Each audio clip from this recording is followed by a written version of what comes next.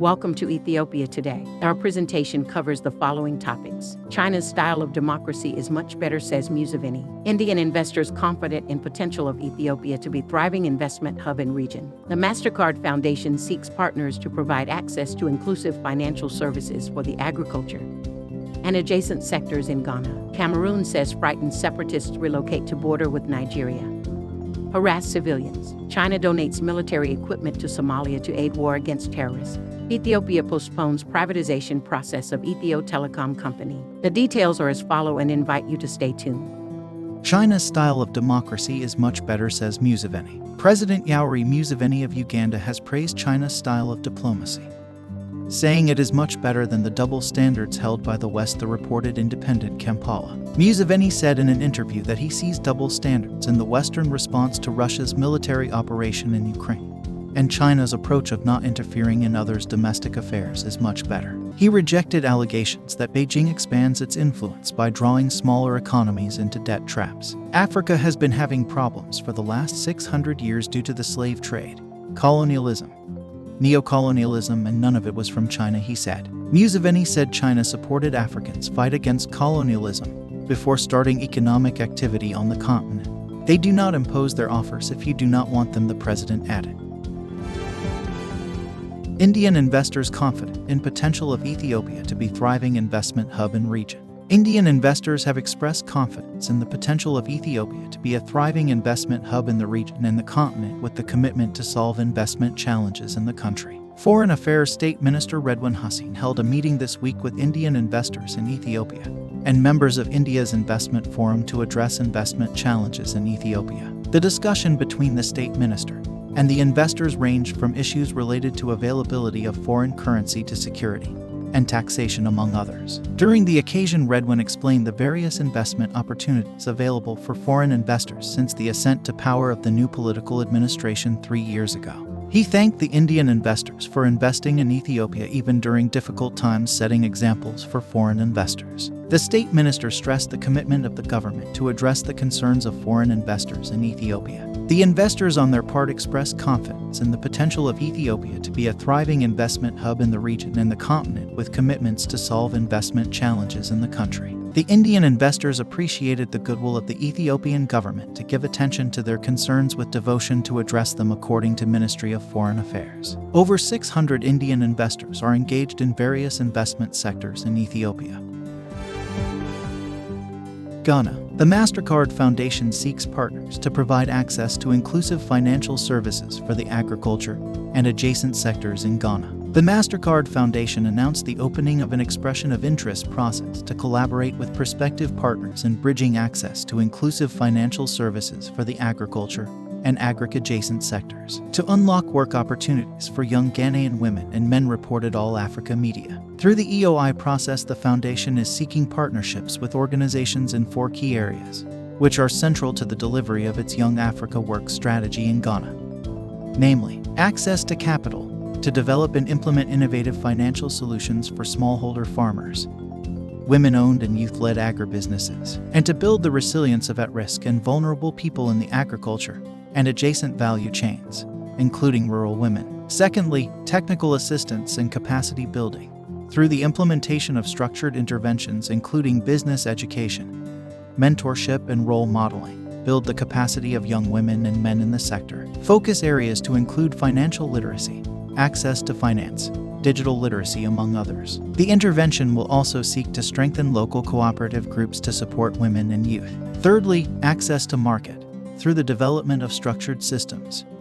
Disseminate information about prices and market opportunities, and create virtual and physical marketplaces where producers and off-takers can connect. And lastly, ecosystem development to increase access to financial services so low-income individuals, households, and small businesses can access and use appropriate financial services. Interested organizations are required to submit an expression of interest that explains how they will respond to one or more of the intervention areas and the role they can play, collaborating with other implementing partners and stakeholders to achieve desired outcomes and the delivery of the Young Africa Work strategy in Ghana. Agriculture contributes to more than 1/5 of Ghana's gross domestic products (GDP) and over 30% of total foreign export earnings. The sector employs almost 54% of households and is the main source of livelihood for the majority of the country's poorest households. Youth aged between 15 and 35 years make up almost 30% of persons engaged in the agriculture sector. The Foundation's Young Africa Work strategy in Ghana seeks to enable 3 million young Ghanaian women and men to access dignified and fulfilling work by 2030 by deepening efforts and investment in the agriculture and adjacent sectors, using a value chain and market system development approach. Young Africa Works is the Mastercard Foundation's strategy to enable 30 million young Africans, 70% of whom will be young women, to access dignified and fulfilling work. Africa will be home to the world's largest workforce. With the Mastercard Foundation will implement Young Africa Works in 10 other African countries as well in collaboration with governments, the private sector, entrepreneurs, educators, and young people. The first phase of countries identified by the Mastercard Foundation are Rwanda, Kenya, Ghana, Senegal, Ethiopia, Uganda, and Nigeria. Cameroon says frightened separatists relocate to border with Nigeria, harass civilians. Cameroon's government says calm is gradually returning to several towns in its English-speaking western regions after the military launched raids on separatist strongholds during the past month, VOA reported. The military said troops carried out operations in many western towns and villages including Kumbo, Ndop, Wam, Bafut, and Kam, with at least 20 separatist fighters were killed but no government troops were wounded. General Valor Nka, the commander of Cameroonian troops fighting separatists in the English-speaking northwest region, said several hundred fighters escaped to villages along Cameroon's western border with Nigeria. He said troops have been deployed to stop fighters from stealing goods and money from merchants and cattle from ranchers in border localities. The President of the Republic, President Paul Biya, Commander-in-Chief of the Armed Forces, has sent the defense and security forces to protect you, not to kill you, Nka said during a visit to several border villages this week. We need your total collaboration to better secure you. The military did not say how many troops have been deployed or how long the troops are expected to stay along the border with Nigeria. Nelson By, a spokesperson for the Aba Village Development Committee, said a military post is needed in the village, which is on the border with Nigeria, to protect civilians from separatist fighters. He said hundreds of the fighters are hiding in the bush along the border, especially in Fungong district. Our children are facing harassment, he said. Lower Fungong has no security post. The people there are exposed to insecurity. We plead to the general to create military units because we believe that if there is that military unit, it will beef up the security of the subdivision. EY said the separatists have seized at least 90 cows from ranchers within 3 weeks. He said fighters have abducted at least 13 civilians for ransom, especially merchants doing business between Cameroon and Nigeria. On social media platforms including Facebook and WhatsApp, the separatists have denied the loss of 20 fighters. The separatists say their presence in border localities is a tactical withdrawal to prepare and face government troops. The fighters deny they are harassing civilians, as the government claims, and insist that they are out to protect English speakers from Cameroon military brutality. Cameroon's military has denied it abuses civilians' rights. Separatists have been fighting since 2017 to carve out an independent English-speaking state in majority French-speaking Cameroon. The crisis started when English-speaking teachers and lawyers protested the dominance of French in official government business and education. The government responded with a crackdown and separatists took up weapons. The United Nations says at least 3,300 people have been killed, with 750,000 internally displaced. Somalia. China donates military equipment to Somalia to aid war against terrorists. The Chinese government has donated military vehicles and military equipment to the Somali government in a renewed push to boost the country's war against terrorism, Shabelle media network Mogadishu reported. A shipment of military vehicles, including armored personnel carriers donated by the world's second-largest power to the Somali National Army, arrived in Mogadishu Friday. Apart from the vehicles, the Chinese ambassador to Somalia, Fei Shengshao, handed over ambulances, water trucks, landmine detectors, and other military hardware from China to the country's defense minister Abdikader Mohamed Nur Jama. The Chinese diplomats noted that the military hardware is intended to be used by the Somali military in the fight against al-Shabaab, a terrorist group that operates from the Horn of Africa nation and which has also been carrying out attacks in the neighboring countries. The vehicles will be used by the Somali National Army, and that China and Somalia have a deep relationship, thanking them for their support to the armed forces, Jama said.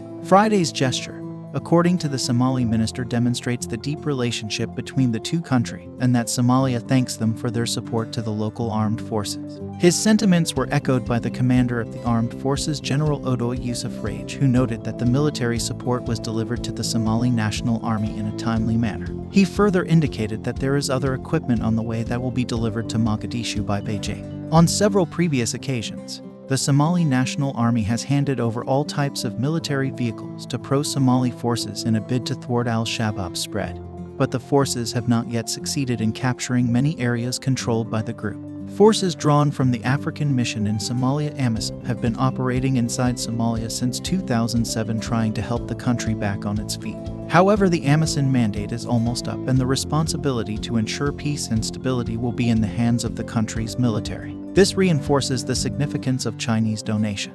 The consignment was delivered on a day the new Special Envoy for Horn of Africa Affairs of China, Ambassador Zhu Bing, also visited Somalia. Ambassador Zhu held a meeting with Somali leaders, including President Mohamed Farmajo and Prime Minister Mohamed Rabel, as well as the country's foreign minister, with whom he later held a joint media briefing on his visit. Ambassador Zhu Bing introduced the outlook on peace and development in the Horn of Africa to Somali leaders.